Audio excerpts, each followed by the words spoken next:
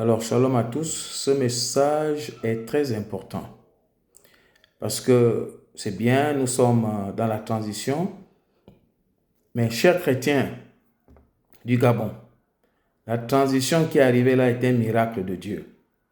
C'est un don du ciel. Nous ne devons pas nous cacher. Les autres, quand ils étaient là, ils ne se cachaient pas pour soutenir leurs gens. Nous aussi, ne nous cachons pas pour soutenir la transition. Vous voyez bien qu'ils prient avant de commencer le travail.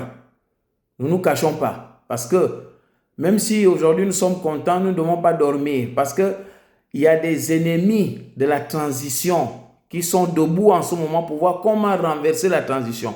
Comment trouver dans l'entourage de la transition, du comité de transition, quelqu'un qu'on peut attirer par des liens de famille, par des liens de ceci, pour renverser la transition. Ce n'est pas tout le monde qui est content. Les ennemis de la transition sont là, ils sont debout, ils sont en train de s'organiser pour créer une mutinerie, pour que le sang coule. Parce que les satanistes d'un côté se disent que pourquoi arriver au pouvoir sans effusion de sang, alors qu'au pouvoir est lié à l'effusion de sang?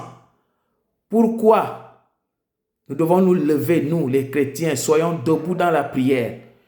Les francs-maçons, que ce soit ici ou ailleurs, tous ne sont pas d'accord, ils sont divisés en deux. Il y en a qui pensent que la transition est bonne, il y a d'autres aussi qui disent que leur chef, leur maître a été humilié et on ne peut pas s'asseoir au fauteuil du Gabon ou au fauteuil de la tête d'un pays sans être franc-maçon.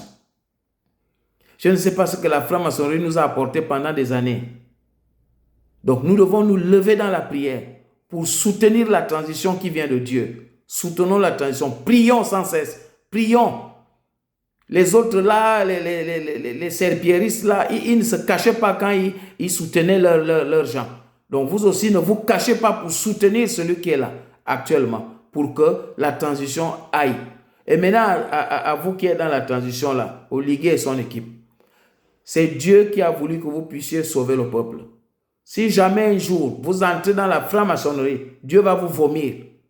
Parce qu'on va essayer de vous faire des pressions que oui, vous êtes maintenant là au pouvoir, mais maintenant entrez dans la franc-maçonnerie pour qu'on vous laisse tranquille. Vous êtes déjà tranquille dans le Seigneur. Jésus a déjà fait couler son sang. Le sang ne coulera plus et ne doit pas couler.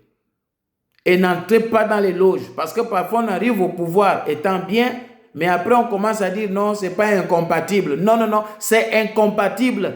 Chrétien et franc-maçonnerie, c'est incompatible. Chrétien et satanisme, c'est incompatible. C'est incompatible. Il faut rester tel que vous êtes parce qu'il y a des lois à nettoyer. Le manuel, là, je m'adresse maintenant à ceux qui ont voulu proposer le manuel. Le manuel pour enseigner l'homosexualité aux enfants à l'école. Ramenez encore ça. Maintenant, là, vous êtes en train de ranger ça parce que ça ne peut même pas passer. Enseigner l'homosexualité aux enfants à l'école. N'en parlons pas de la dépénalisation. L'homosexualité doit être pénalisée encore. Parce que ça n'a pas de nom dans nos coutumes.